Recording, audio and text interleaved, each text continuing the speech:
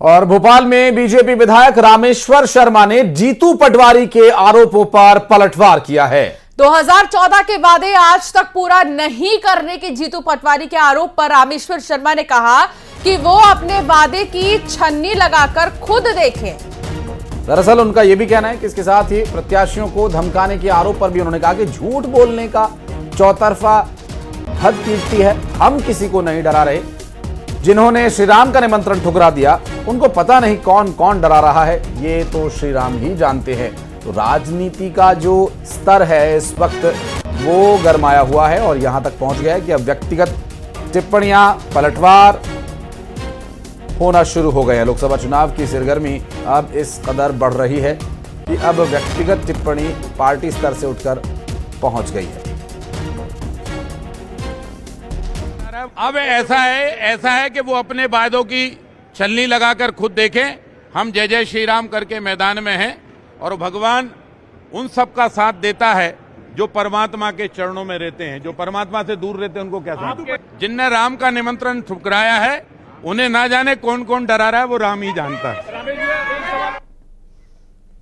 जबलपुर में आज होने जा रही पीएम मोदी के रोड शो को लेकर सीएम डॉक्टर मोहन यादव ने बयान दिया। उन्होंने कहा कि पूरा मध्य प्रदेश मोदीमय हो गया है और आनंद की बात है कि माहौल जो है महाकौशल से बनना शुरू हो गया है और संस्कारधारी जबलपुर से रोड शो की शुरुआत होगी और चुनावी अभियान की शुरुआत यहां से कर रहे हैं सीएम डॉक्टर मोहन यादव की माने तो जनता का अपार स्नेह और समर्थन भारतीय जनता पार्टी को मिल रहा है।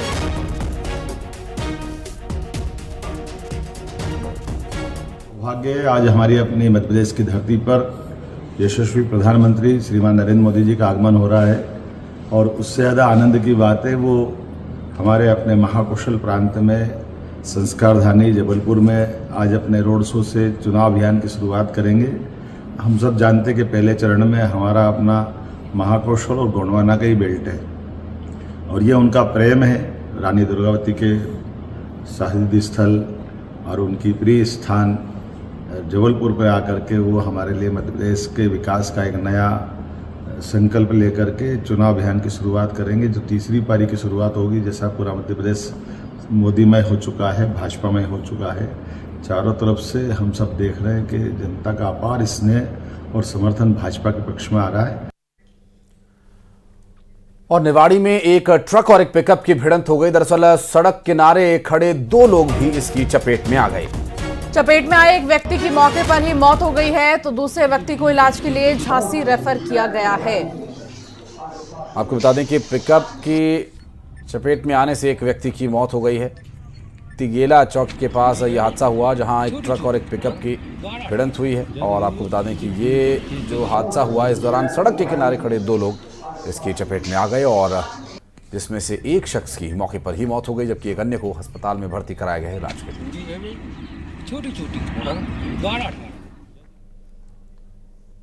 ग्वालियर में अधेड़ व्यक्ति की लाश मिली है। ट्रेन की पटरी के पास ये लाश मिली। पुलिस और एफएसएल की टीम जांच के लिए मौके पर पहुंचे। दरअसल एजी ऑफिस ओवरब्रिज के पास की ये घटना बताई जा रही है। आपको बता दें कि ग्वालियर से ये पूरा मामला सामने आया जहां एजी ऑफिस के ओवरब्रिज के पास एक अधेड़ उम्र के व्यक्ति का शव मिला है और इस पूरे मामले में पुलिस और एफएसएल की टीम जांच पड़ताल कर रहे हैं कि क्या ये मर्डर है, कोई सुसाइडल ये अटेम्प्ट था जिसकी वजह से इस शख्स की जान गई, क्या कारण है ये पता लगाने के लिए एफएसएल के साथ पुलिस अधिकारी मौके पर पहुंचे और जांच पड़ताल कर रहे हैं।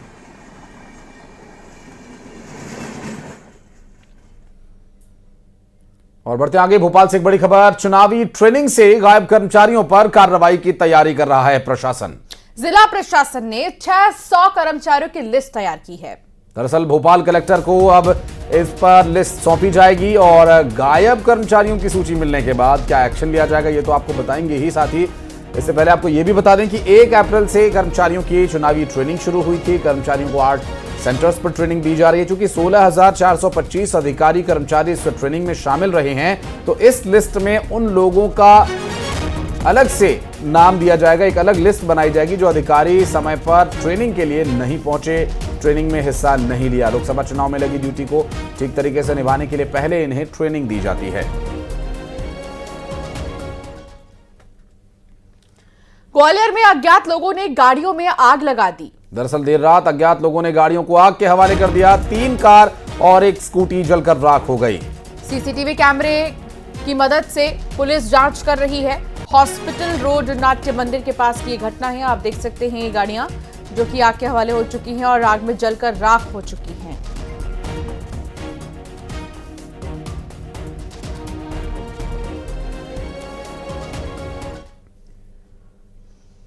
बढ़ते आगे, अनूपपुर से एक अहम खबर आई। अनूपपुर में पुलिस ने बाइक चोर गिरोह का पर्दाफाश करते हुए 11 बाइक्स को जब्त किया है। इसके साथ ही पुलिस ने गिरोह के 4 आरोपियों को भी गिरफ्तार किया है।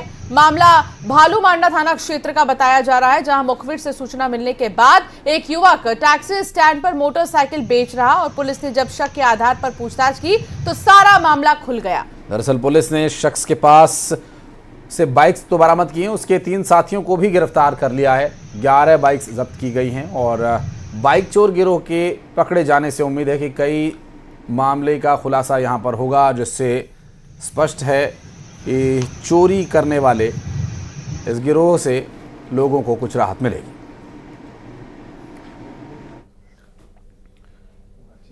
और बीजेपी सांसद मनोज तिवारी ने न्यूज 18 के मैनेजिंग एडिटर अमीश देवगन के साथ एक्सक्लूसिव बातचीत की, जिसमें उन्होंने दिल्ली शराब घोटाला मामले में जेल गए आप नेताओं को लेकर केजरीवाल पर भी निशाना साधा। कहा जो घोटाले के खिलाफ आए थे वही घोटाले में लिप्त हो गए। भाई हरिवंश राय बच्चन जी की ने लिखा था कि मेल कराती मधुशाला, दिल्ली में मधुशाला जेल करा रही है। क्या हो रहा है ये? देखिए, मधुशाला उसके बारे में बहुत सारे आयाम है, लिखे गए हैं, लेकिन मधुशाला का घोटाला ये उस व्यक्ति ने कर दिया जो आया ही था कि घोटालों का दुश्मन हूं मैं, जो उसका संस्था का अभियान ही था इंडिया अगेंस्ट करप्शन, और वही करप्शन में ऐसा लिप्त हो गए हैं कि जितने दिन की पार्टी हुई आम आदमी पार्टी, उतने कम उम्र में इतना बड़ा घोटाला आज संसार में किसी राजनीतिक पार्टी का और किसी व्यक्ति का। और ये पूरा इंटरव्यू देखिए दोपहर 2:30 बजे। कहते थे खुद से अब दुनिया से कहेंगे, राम के थे राम के हैं, हम राम के रहेंगे। हरिवंश राय बच्चन जी ने लिखा था कि मेल कराती मधुशाला, दिल्ली में मधुशाला जेल करा रही है। मधुशाला का घोटाला ये उस व्यक्ति ने कर दिया जो आया ही था कि घोटालों का दुश्मन हो। और उनकी कई बार गालियां हैं, जब उन्होंने कहा था दिल्ली मनोज तिवारी के बाप की नहीं है। अरे भाई, बाप तक क्यों चले गए? जांच करवानी है, सोनिया गांधी को गिरफ्तार करो, 2 दिन उसका इंटेरोगेशन करो, देखो पता चल जाएगा किस किसने रिश्वत लिया। लेकिन अब तो सोनिया जी और सुनीता जी एक साथ एक मंच पे बैठी, अगल बगल की सीट। कि आप अंदर से कुछ और बाहर से कुछ और नजर आते हैं, बाखुदा शक्ल से तो चोर नजर आते हैं। तब अफसोस होता है कि बेटी बीमार है, हॉस्पिटल में एडमिट है, लेकिन पार्टी संगठन ने बहुत काम दिया हुआ है।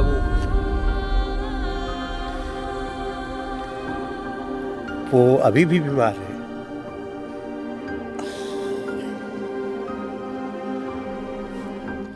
और अब बात उस सेगमेंट की जिसमें बोलेगा वोटर, नेताओं के सामने अपने मन के भेद खोलेगा, बात करेगा चुनाव के बारे में, उम्मीदवार के बारे में, मुद्दों के बारे में, और रखेगा अपनी बेबाक राय। खास बात यह कि इसमें हम वोटर का नाम और उसका पता भी बताएंगे और उसका संदेश भी आपको सुनाएंगे। तो आइए करते हैं शुरुआत, देखते हैं वोटर क्या बोलता है, वोटर की क्या है राय। बट हम लोग ये चाहते हैं कि आने वाले समय में बेरोजगार युवा स्वास्थ्य के प्रति अधिकतर थोड़ा सा ध्यान दिया जाए तो बहुत अच्छी है, खास करके युवा बेरोजगारों के लिए।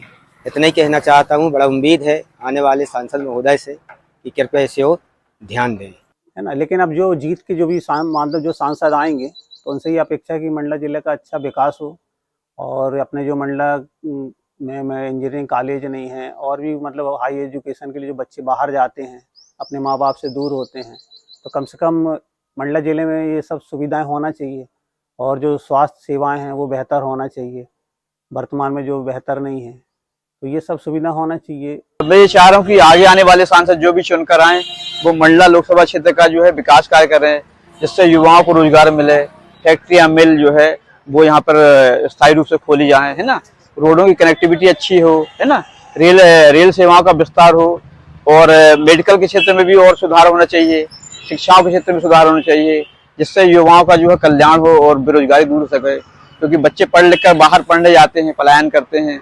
तो मेरी उनसे उम्मीद है कि यहीं पर सब संसाधन खोले जाएं, जिससे छात्र ही रहकर जो है अपनी पढ़ाई का कार्य कर सकें और उनको रोजगार के अधिक से अधिक मौके मिले। जो है मंडला जिले के अंदर बहुत सारी ऐसी समस्याएं हैं।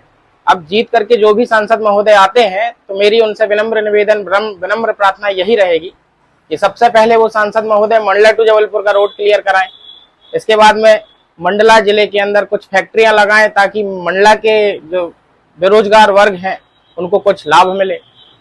अब वो कहाँ जबलपुर मजदूरी करने जाएंगे, तो मंडला जिले के अंदर ही कुछ ऐसा कराएं कि वो सरकारी नौकरी की तरफ ना भागें, फैक्ट्री में जाकर के कुछ करें। अभी जो है काफ़ी सुविधाएं जो हैं नहीं, मतलब रोड या जैसे मां नर्मदा में दूषित पानी जा रहा है, और वर्तमान में सिद्धनाथ टेकरी जो सिद्धनाथ मंदिर जो काफ़ी धार्मिक है और उसकी ओर प्रशासन का ध्यान देना चाहिए।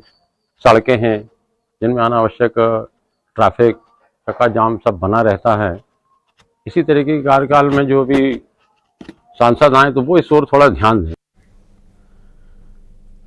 तो देखा आपने, इस तरह से अगर आप भी अपना कोई मैसेज चाहते हैं, कोई संदेश देना चाहते हैं, टीवी पर देखना चाहते हैं, तो आप हमें वो वीडियो रिकॉर्ड करके भेज सकते हैं, उसे हम अपनी टीवी स्क्रीन पर दिखाएंगे। अपने नाम और पते के साथ भेजिए और इसी के साथ हम भी दिखाएंगे, तो फटाफट से रिकॉर्ड कीजिए और व्हाट्सएप पर भेज दीजिए। हमारा व्हाट्सएप नंबर है 7815929855।